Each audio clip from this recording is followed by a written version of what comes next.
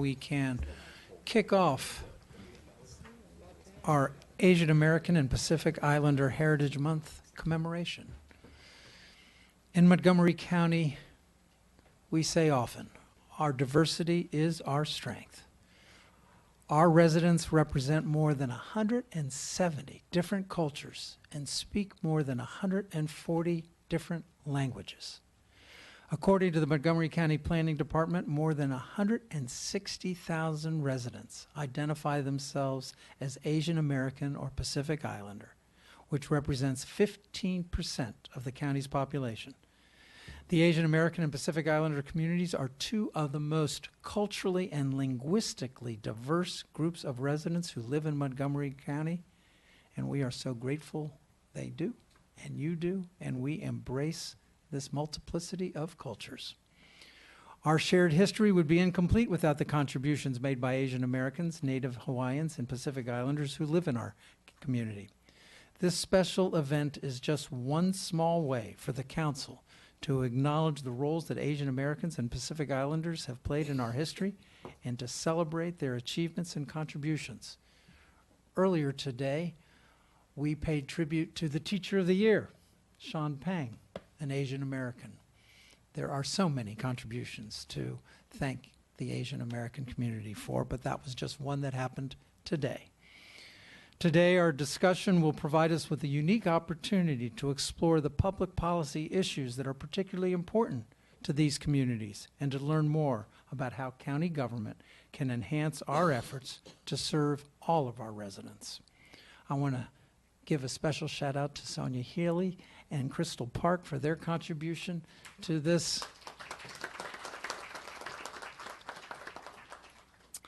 At this point, I'd love our panelists to introduce themselves. Then staff will play the prepared video segment that will be followed by your full discussion. So please, starting from the right. And Senator Susan Lee, we pay particular tribute to you.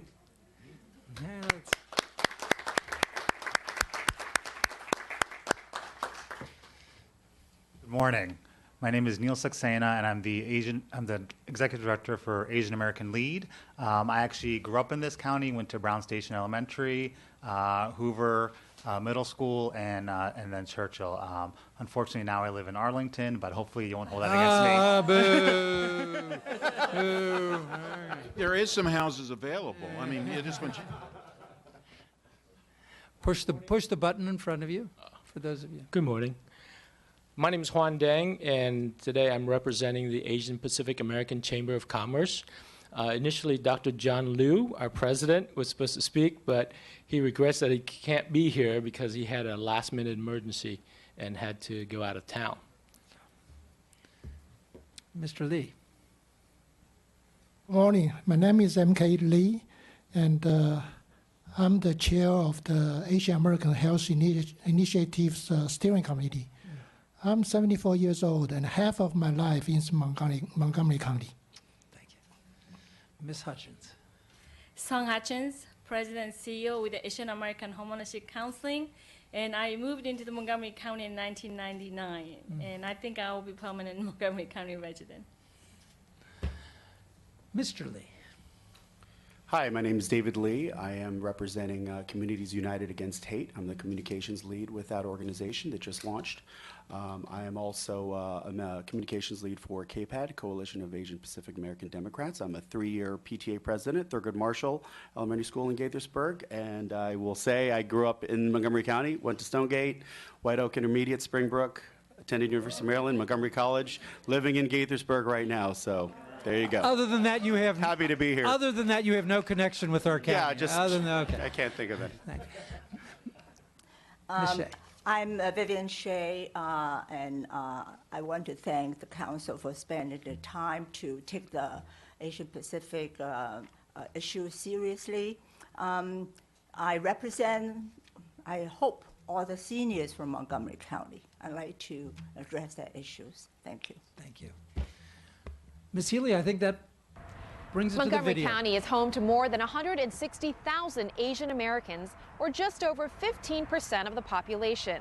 And May is Asian American and Pacific Islander Heritage Month, a time to reflect on and celebrate the contributions of Asians in American society. We had a chance to sit down with some prominent Asian leaders who reflected on their experiences living and working in Montgomery County. But first, here's a little snapshot of statistics that show the Asian community's influence on our region.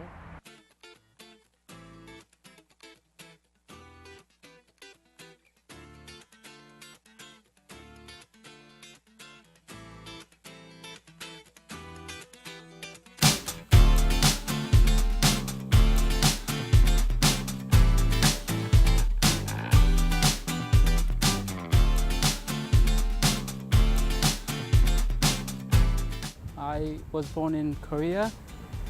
I was 21 when I came in this country, landed at BWI, 1978. When I landed here first time, it was really good because the fragrance I can smell. Of course, that was a flowering season. It was very welcoming air. When I came here, I couldn't go to school. I joined the Army first. I served in the Army from 1979 to 1982. I thought I was somehow get discriminated, but I was so welcomed actually. I made a lot of friends, you know, black and white, Hispanic, and all became my friends. I was born in Vietnam, and I was born and raised in Vietnam. But I had the opportunity or the great chance to go to get my secondary and university education in France. After that, I decided to immigrate to America because of the employment opportunity, because it's much better life here in America and in Europe. But at first, I came in the I arrived here in America in my mid-60s. And then I went to school in California, and then after I finished school, and then I found employment here in the Washington area, and then that's why I came here in 1970. I was one of very few Vietnamese American at that time in Montgomery County. I was born in San Antonio, Texas, but I was raised in Montgomery County in a place called Potomac, Maryland. I went to Montgomery County Public Schools. I went to the University of Maryland, College Park. Both grandparents immigrated here from China, from the southern part of China. One set came over very early in 1900s, early 1900s, and the other set came over shortly after that. They tried as best as they could to maintain Chinese traditions and to tell us about Chinese history and culture. But growing up in Texas and Maryland, at a time when there were few Chinese Americans, it was hard to do that. I was born in the city of Calcutta in India. My profession took me to many countries. I've lived in Japan for 7 years. Of course, I started my career in India. Then after Japan, it was a short stay in England, and then 19 years in Brazil, in South America. And then we finally decided, where my daughter goes, where her future is, we be there. And we did have some family roots in Maryland. So Maryland by default and Montgomery County by default became our residence. I never felt in a big way a foreigner. But the day I got naturalized, that was a little different feeling that day. I was born actually in Yunnan province, a small town which my father happens to be stationed there when he was in the Air Force. I grew up in Taiwan, and after college and the military services compulsory, and I came to the States in 1969. One day we drove from Syracuse to Florida and bypassed Washington area. They said there's a 1-inch snow and the school is closed. I think this is the area for us. So later on, I found a job in D.C., so I moved to Washington, D.C. area. Then because of my wife, she works in the life science field, so we moved to Montgomery County.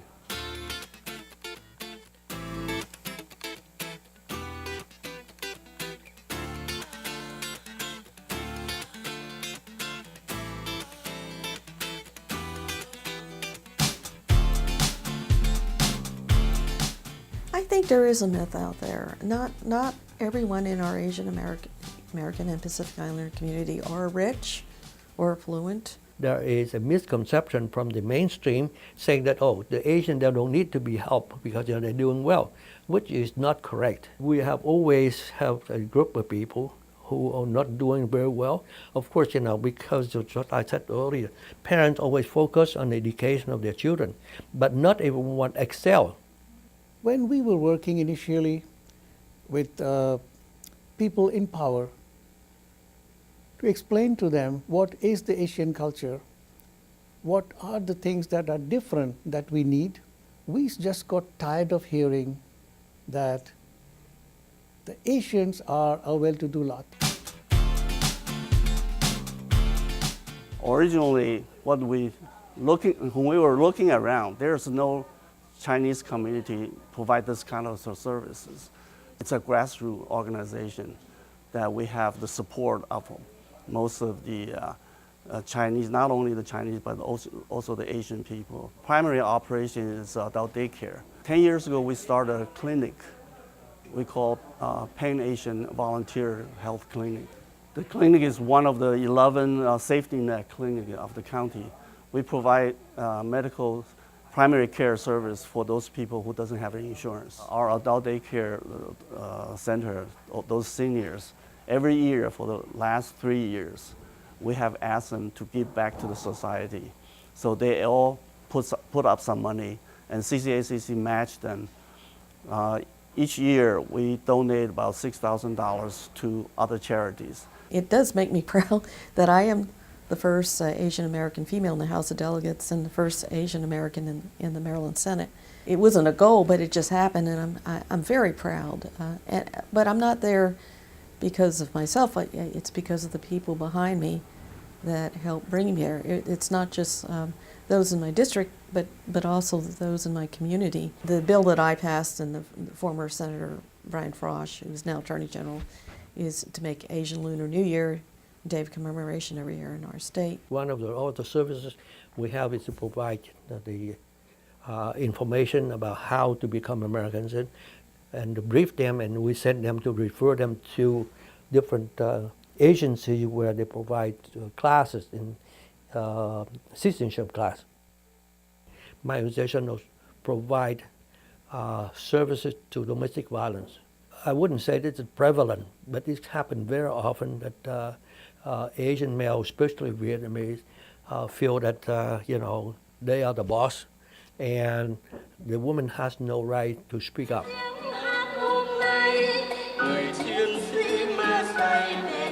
My organization has every year 2 big events. One that they call the Lunar New Year Tet Festival. We've been doing it for over 30 years now, and we have very great attendance every year. Everyone is looking forward to that celebration. KCS's overall mission is to empower our immigrants, more specifically Asian American immigrants, to grow in this community to become a fully contributing community member. We offer healthcare, immigration services, social services, education services for second generation. We also collaborate with the Chinese community on their empowering the families. AICS, the full name is Asian Indians for Community Service, was formed in the year around 2004. With a few like-minded people. I myself is one of the co-founders. Our mission and goal is to serve the underserved people of the county, healthcare, disease prevention, chronic disease management, awareness and prevention of different types of other illnesses, and we stretch across ethnic boundaries. Though our name says Asian Indians, we practically work with any community or anybody that needs help. With the growth of the Asian American population in our county, I think they've come to value all their contributions, and they've realized that we're not all the same either, that each Asian American community has different issues, but there are things that unite us too, in commonality. Montgomery County has done some groundbreaking work in this. They are one of the very few counties in the entire country to have the concept of have equity and eliminate disparities. Montgomery County has been a friend of us, actually helping us and to help other people. Well, I want to take this opportunity to thank the county council members and the county executive and all other elected officials who have always come to our events to show that they care for newcomers and to care for the Vietnamese American community. There's a lot of issues and challenges out there that are still not dealt with, particularly language issues, access to economic opportunities and procurement opportunities, access to just basic social services. The Asian community has become far more expressive, involved, and I do see them contributing a lot more. Because of family value that enable us to really show respect to others, especially the seniors, that we would like to always give back, to the community when we know that we have received so much. In the Asian culture, whether Vietnamese or Korean or Chinese, we always have the respect for the elderly. The family ties. Asian Americans are ubiquitous, they're everywhere, from academic to the industries. I hope to see maybe a Supreme Court justice one day, someone in Congress or the United States Senate, maybe president.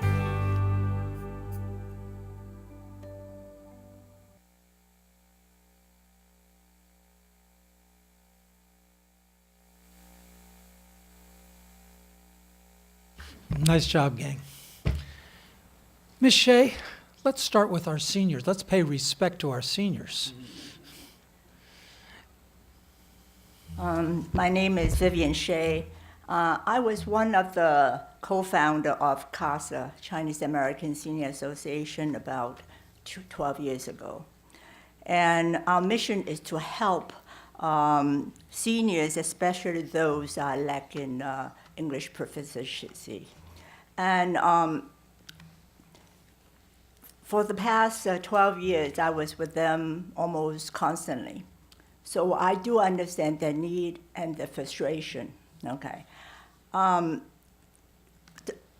CASA's mission was really to try to get the seniors out and let them to be more independent, okay? And then because of the language barrier, there's a lot of issue that encounter. One of the things that I'm going to talk about is trying to get them out and to combat isolation. So how do we get them out? Transportation is the biggest issue. Okay, so today what I'm going to do is address the seniors' transportation issue. Currently, actually, Montgomery County has a lot of good transportation. And one of them is Ride-On, and for free Ride-On for seniors, which is between 9:30 to 3 o'clock Monday through Saturday. Now that's definitely a really, really good thing because that really helps a lot of people to get out. But one of the things for CASA, unfortunately, our program starts at 9:30 to 2 o'clock. The bus runs, the free bus rides between 9:30 to 3. And in order to get to order a lunch, the seniors arrive by 10:30. Now, for them to get from their home to the centers, it takes about over an hour. So either they rush themselves or else they miss the ordering lunch period. They get very upset and frustrated. Okay, and then going, at the end of the day, it's the same issue. Okay, 3 o'clock cut off. They have to rush, after lunch, they have to rush and get there. So somehow, if we can extend this hour a little bit for them, so that would really definitely help to save that. Okay, so what I'd like to do is to propose an increase of a ride-on hour, a little bit longer on both ends. Of course, better yet, 24/7. But it has to be. Now, the thing that I really don't understand is, the regular bus has to go on their regular route anyway, whether there's any passengers or no passenger. So I don't understand why additional seniors on the bus would cost the county some money. Okay, I've questioned that, and I was told that it was because of internal, budget or transaction issue. So I really would like to see that to be looked into and see why. Why does it cost more money for seniors to ride on, even the bus is running anyway? Okay, so as I said, the county has a lot of good transportation. Okay, some of the things that we have is like Connect a Ride, which is run by JCA. That can answer a lot of questions that the senior may have, or arrange transportation for them, and then we have the senior centered transportation that would, in certain area they will bus the seniors back and forth within the 5 miles of radius. But all these services, unfortunately, they don't, some of the seniors don't know how to ask for it because they are, big names like Connect a Ride. I mean, they won't know what is Connect a Ride. They only know they need some kind of service. Now, how do we get that information to them? So actually, the county has a very good system called 311. I don't know any one of you know about this. The 311 is just like a non-emergency number that anybody can call, not only the seniors. So, so what I'm thinking is, if we can publicize the 311 number, the 311 if just like 911. 911 is for emergency. 311 is for information. So if we can publicize that, if a senior say, hey, I want to go from here to there, or hey, how do I have a question about Medicare. Now, who do I talk to? Those information could be done in a layman language instead of, say, Connect a Ride and all that. They won't know, the big name, but they want a service.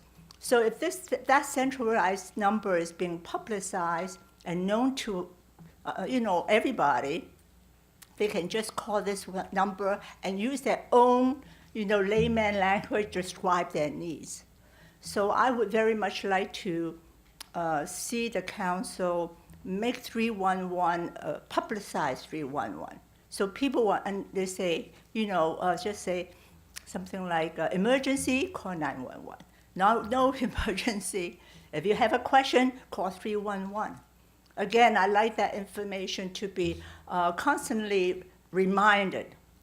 I'm not just one time, okay? So every, twice a year maybe we should advertise that 311 number.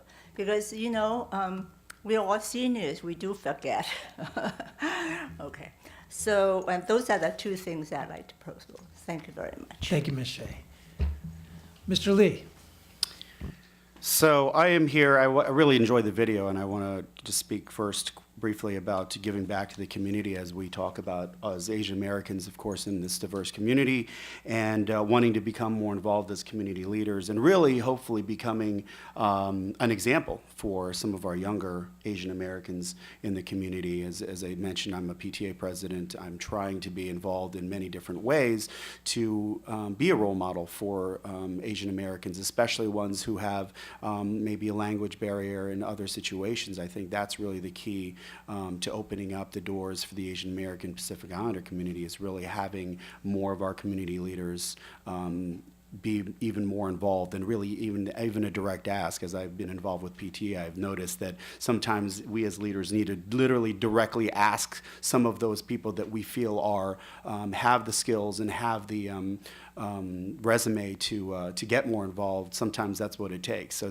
I think that's a big component there. I found that to be successful in the past.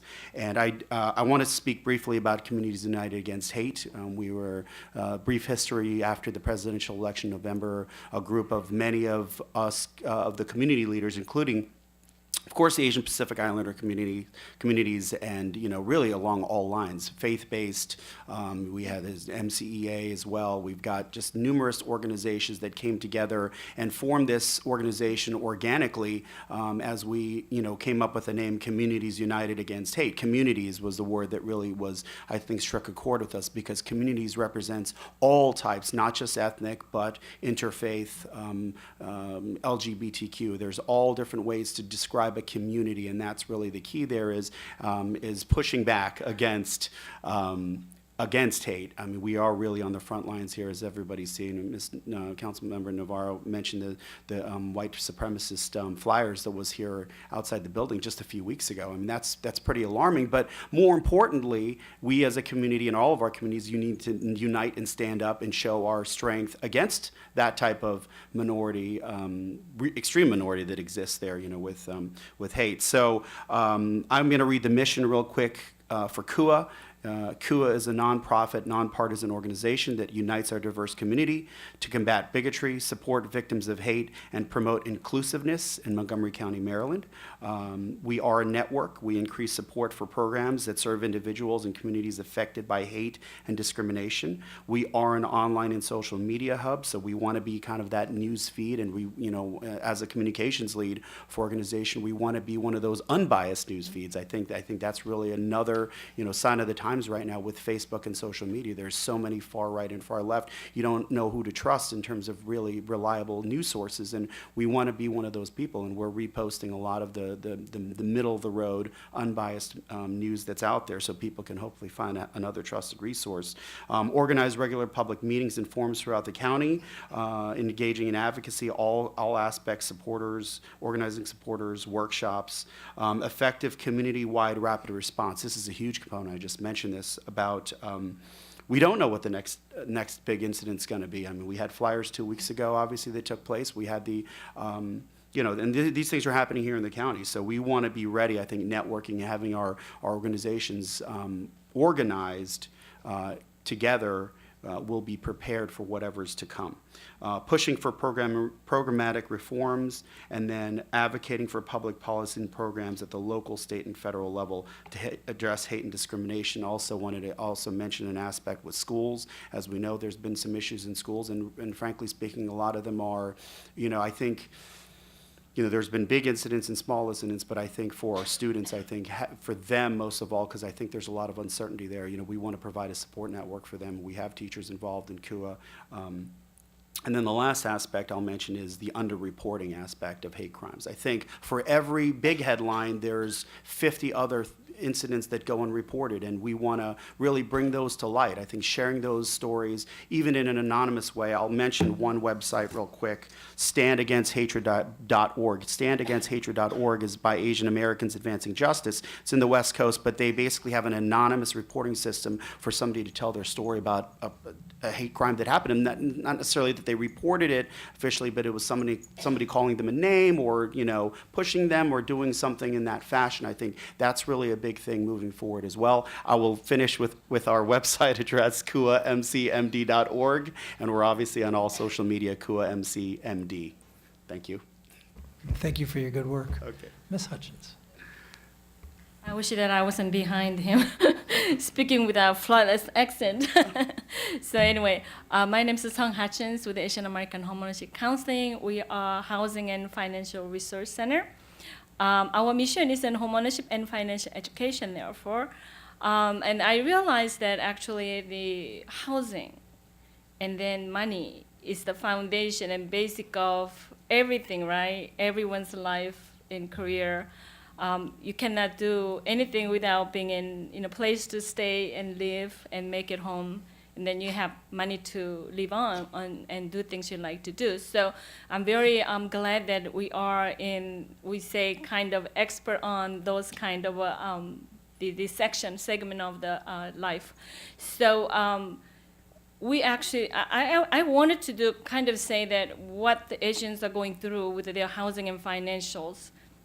But then I also realized that everybody's issue, this issue, is also our issue. So it's not just we have an issue that is not related to others. It's just we have exactly the same issue because we do have a perception, right? And I think some of you, council members and our members in the back, they heard so many times that Asian Americans, we are well managing our monies and do well in financially and good educations and all that, right? We do have that perception. And it is good, and I think it's good to know and hear, but it isn't in my, the information that I have is less than 20%. But a lot of us are either very on the low part of it, they are very poor, they have low education, but we have a small number of middle class, right? It's either high or low.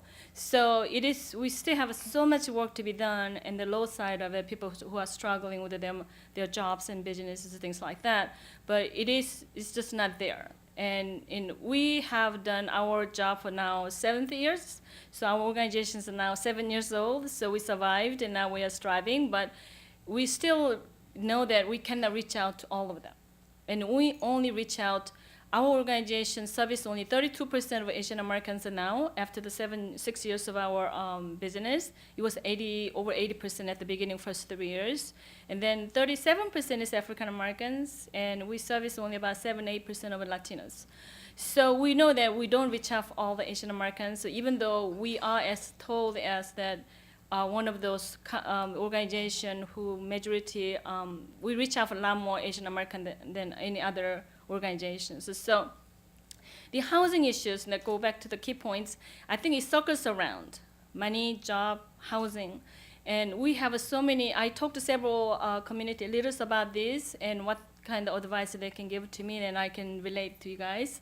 And it is a small businesses we have in Montgomery County as well, like a little delis, dry cleaning stores, and those are actually 2 major, and then some other small stores in the mall, things like that.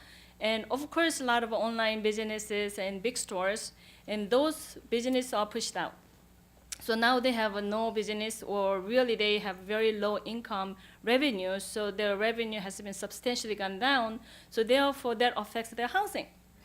And probably 80% of our AAPI clients who come to us for the foreclosure prevention, which means they are struggling to make their mortgage payments, so they want to make a deal with the banks so they can have affordable mortgage payment to stay their home, are small business owners.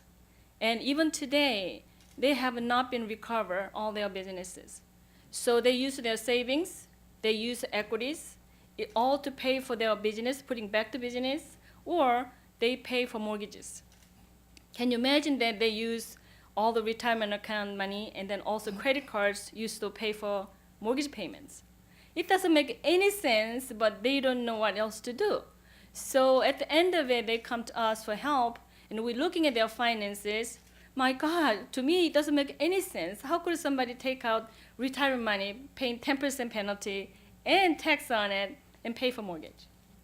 But that's because their revenue has been gone down, right? So one of the reasons that they were struggling to do those things, on nonsense money management, it is a money management. So I see that it's all circles around. Even though you say that, a lot of people say that we are very good in money management, it's not really, everybody's the same. Everybody we see it, they don't have enough income. They still go out buying things, spending things. They really don't know how to manage money. And then they're mixing up their business accounts and personal accounts. So I see that coming with the financial education, and it is a really key part in everybody's life that you can stabilize. And without the money, without the job, without the income savings, you cannot survive, or you cannot do what you wanted to do. So, giving them a financial education, and I just want to ask my council members if you can make a change, and I want to ask one thing to change or help us to change, is that Montgomery County has MPDU, right, moderate income dwelling housing. And a lot of people want to get into that housing, as you know, that we don't have enough of them, right? We don't have enough affordable housings. We all know that. I don't have to say too much, right? But they want to get in those programs, and there's thousands of people going through a education. It's a 3-hour home buying education for the MPDU housing, and that is not national standard home buying education. It only covers the realtor sections, how to work with the realtors, and how to get the mortgages, and talk about homeowners insurance. Now, key part of it, the heart of the home buying education. Now, federal government is encouraging people to go through home buying education class before they buy home. And a lot of mortgage lenders now are starting to require home buying education. In Montgomery County, MPDU does it, but it's only 3 hours. Now, key heart of it is the financial, money management. The national standard, the HUD approved the courses, it covers the credits and money management, monthly budgetings. And without doing monthly budgeting, see how much you can afford the mortgage payment. And so many people, especially Koreans, I'm Korean, so I'm gonna pick on Koreans. and so I guess nobody defensive about that. I mean, we like to buy big houses, big cars, have a nice stuff, and I do too. But you have to know that if you can afford them in long term, not just today. And we do that, so many of those. So many of those people, they just thinking that they can afford the payment, so they buy the big houses. So therefore, there's so many foreclosures. Even today, we service so many foreclosure clients, right? So the home buying education, when you have opportunity, we cannot reach out for those 1,000 people per year. Montgomery County, we service maybe 200, 250. Those 1,000 people that we're missing out, if you require them to go through those national standard home buying education class to do the financial education and credits, and then you might not have seen a lot of people falling off from mortgage payments, but not just that, they can better manage their money to better savings, and they can becoming homeowners, right? So I'd like to ask you guys for the MPDU, and make sure maybe possibly require for the national standard home buying education class, so we have opportunity to educate them in financial. So, bottom line, wrapping up, and financial education, and that relate to the home ownerships, and improving their businesses. So that's what we'd like to have help from you guys. Thank you so much. Thank you so much. Mr. Lee. Good morning.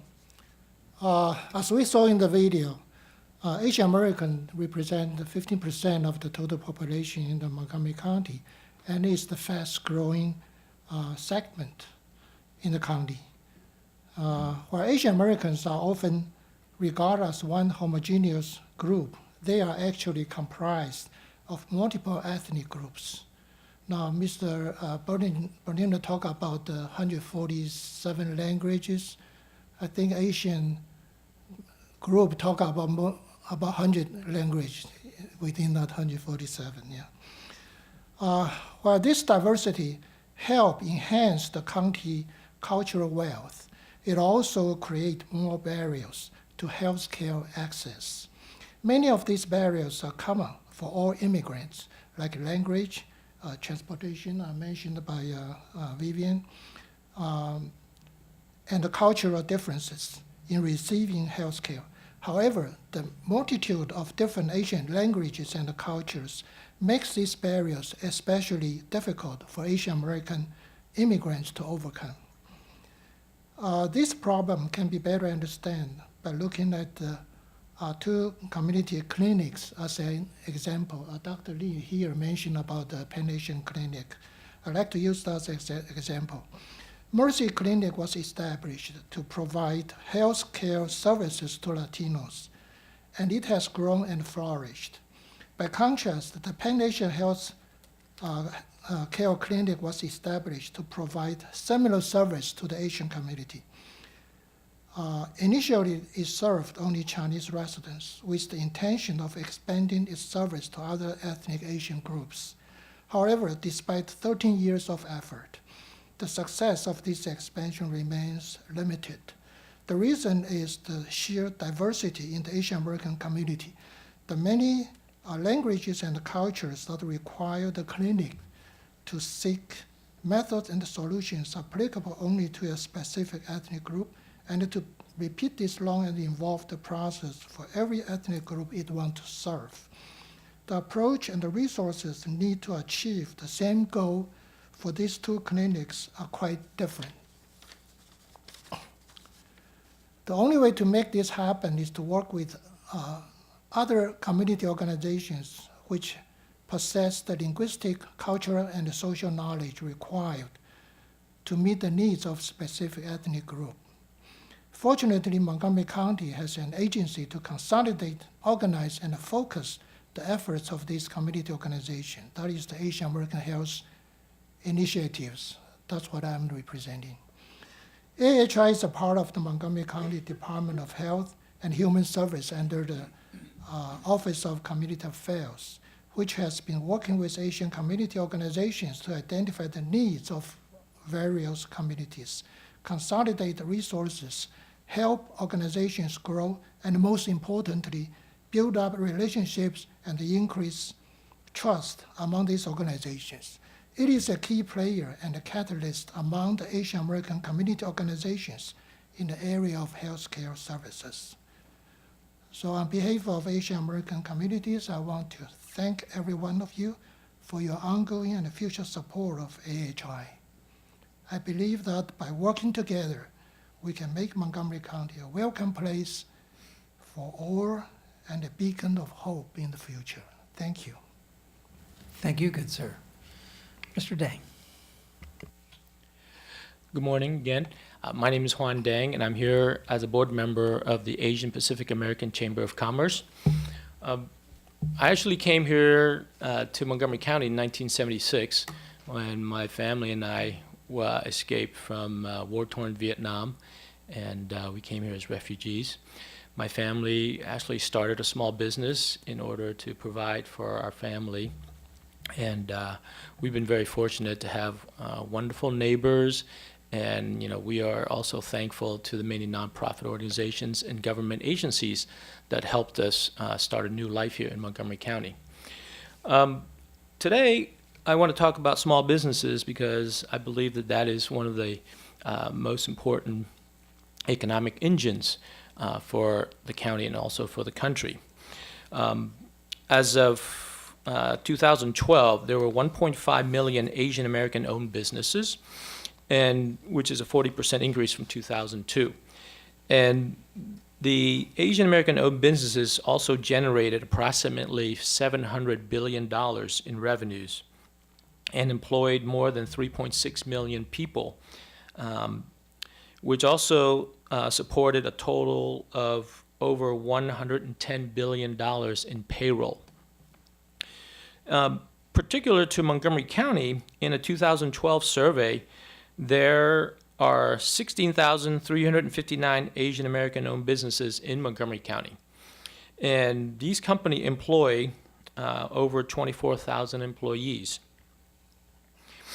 I know that the county has a number of programs to try to help Asian American businesses with economic opportunities. One through the Minority, Female, and Disabled-Owned program. And the other one is the Local Small Business Reserve Program.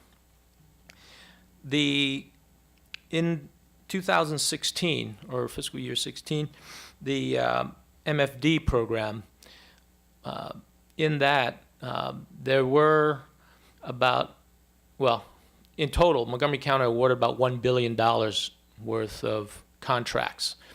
But in 2016, roughly about 3% of that, or about 30 million of that, was awarded to Asian American businesses.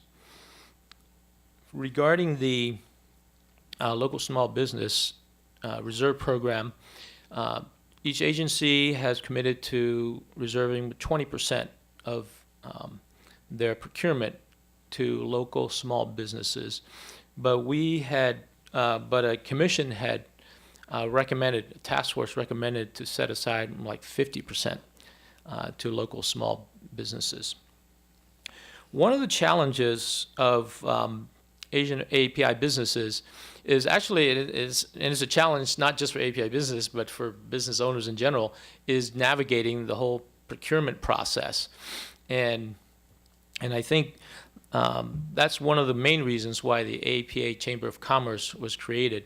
You know, we were founded in 2004, and our mission is dedicated to promoting a vibrant business environment by cooperative interaction with and among Asian Pacific American businesses, regional governments, and also our community.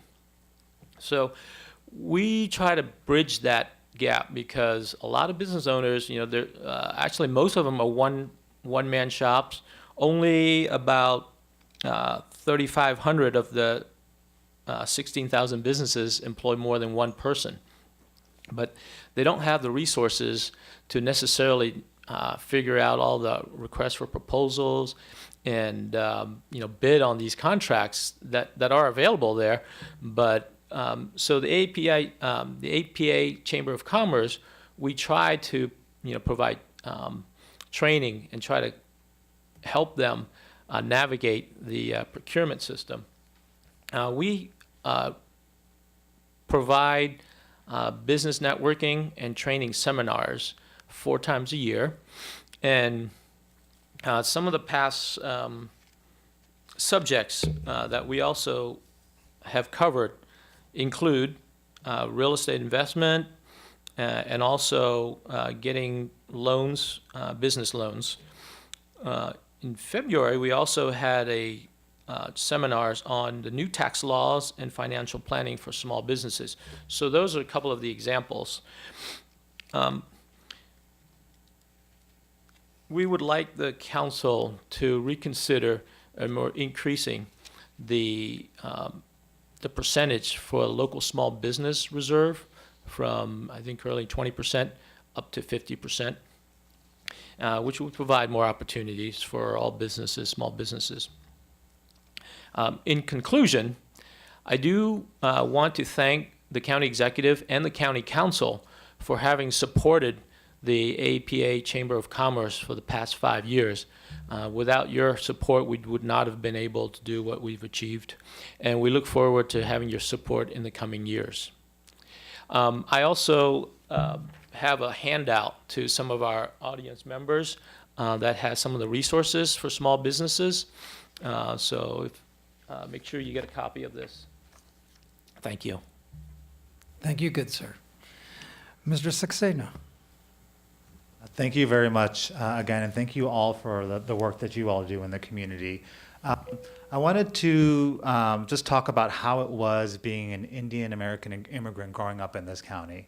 My parents are Indian American immigrants, and I was fortunate enough to not have the socioeconomic struggles that many of the youth have that we support at Asian American Lead.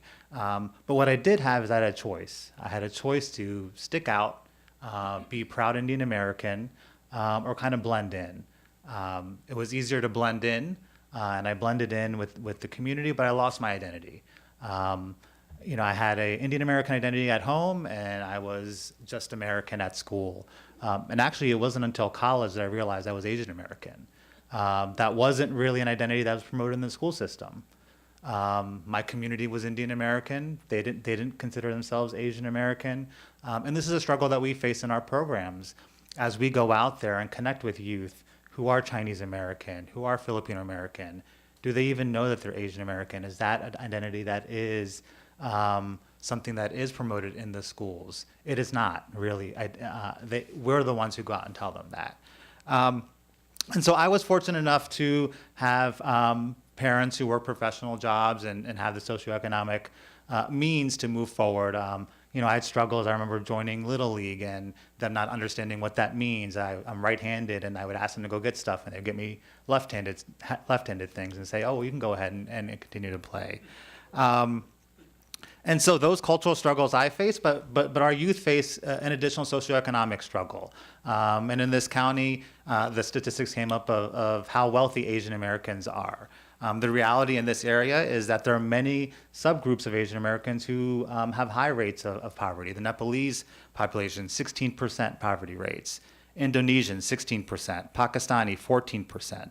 The Burmese, 14%. but the overall Asian American poverty rate is 6%. And so for every story like mine, where I feel that I am successful and I have had the means and support, and luckily the privilege to go to college, there's another family out there who doesn't have that in this county. We support over 22 different ethnic groups in this county. We are proud to have supported youth at middle school and high school for the last decade, thanks to support of the council, the county executive, and a great partnership with the school system. Currently, one of the top issues is related to the increase that our youth are facing with bias and hate crimes. They just feel like they don't know what to do. The support that they need is not being provided at the school system. I think the school system is providing support, but that's not what they need. And why is that? Where is that gap? We believe that we use concepts of positive youth development. And some of those concepts that I hope that we can move forward with, both in the school system, but here in the council and as a county, to move forward. And so really that has to do with, we like to provide safe spaces for our youth. And what that means is that youth can come in and feel safe to provide their voice and their opinions. Sometimes youth may not come for transportation reasons. You may go out and connect with youth and they don't say anything. I think one of the reasons for that could be that they don't feel safe in that environment. How do you build those relationships with the youth in our county so they feel safe to voice their opinion? The second piece is providing a culture of support, that other youth are supporting each other. In the school systems we talk about, and with youth we talk about diversity. Diversity means at a school we could have 22, 40, 50 different ethnic groups, but are they working together? Are they connecting with each other? Just because they exist in an area, that might mean diversity, but they're not really engaging with each other. And so what we tried to do is make them feel proud of who they are, but also feel proud to go out and talk to other people about, oh, I'm Indian American, this is what it means. I'm Indonesian, this is what it means.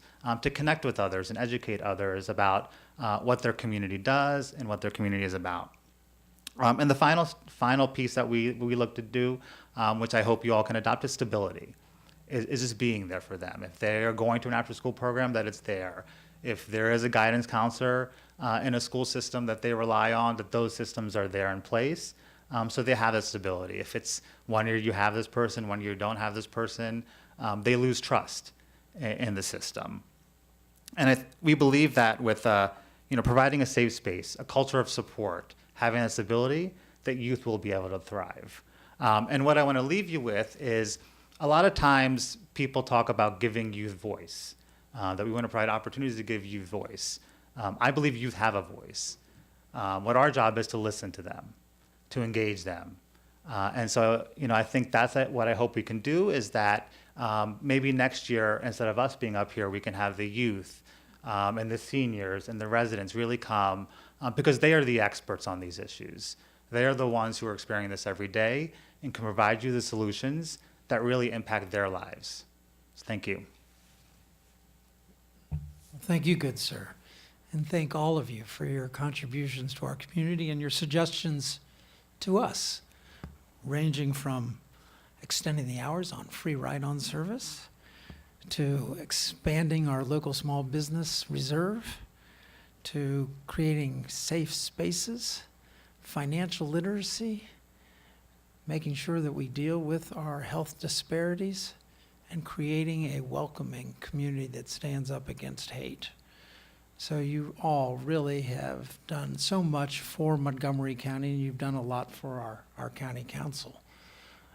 I see no lights on from my colleagues. I apologize.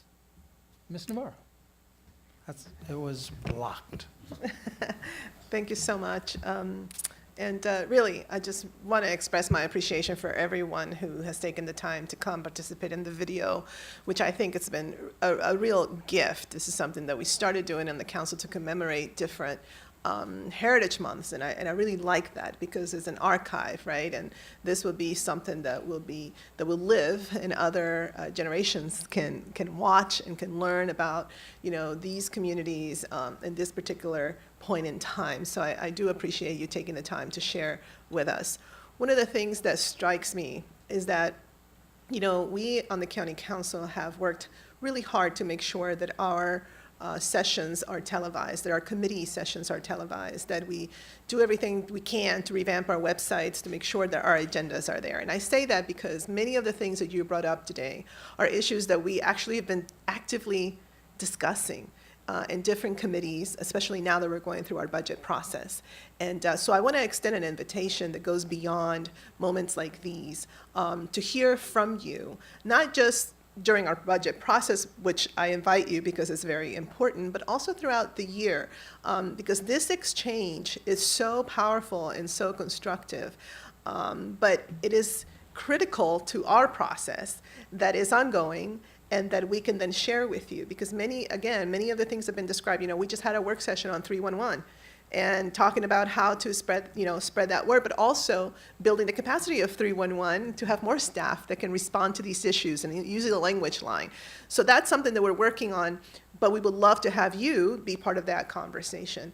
You know, issues around, you know, the school system and working with our youth, that is so critical. We are, you know, knee deep into, you know, a lot of those issues. The issue about small businesses, I mean, just this morning, we adopted a bill. The Council President Berliner proposed, and many of us were co-sponsors, to see how we can best continue to provide support to our small businesses.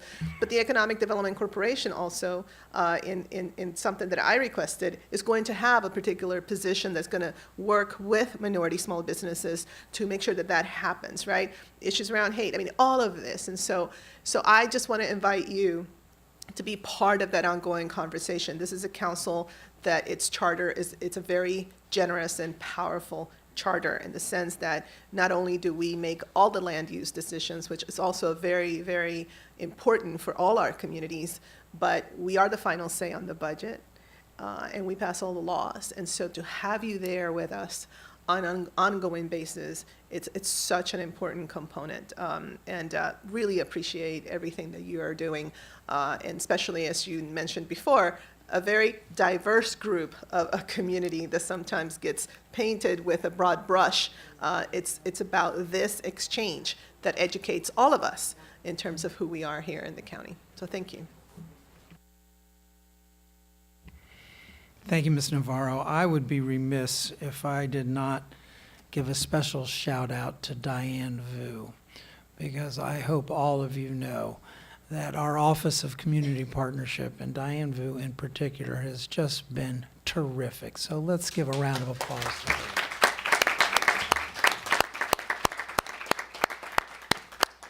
So what I'd like to do is ask my colleagues to join me up front, and we will give awards now to those in front of us and those who participated in our video as well for their incredible contribution to making Montgomery County what it is today. So, colleagues, please join me up front.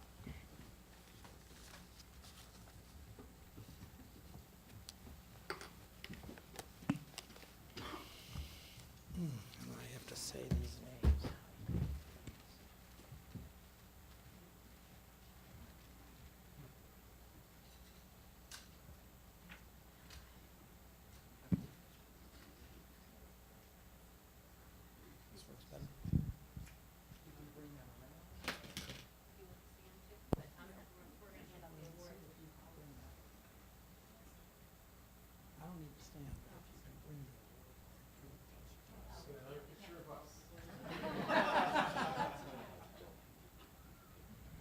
So we really do have a lovely, I hope you think, a lovely award for you. Let me call each of you up individually. Ji Young Cho and Philip Cho from the Korean Community Service Center of Greater Washington.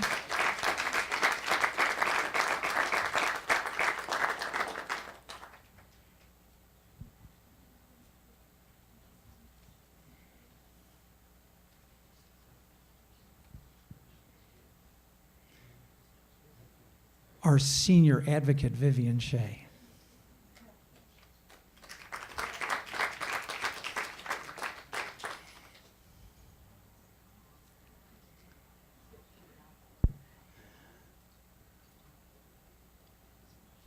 Our literacy champion, Song Hutchins.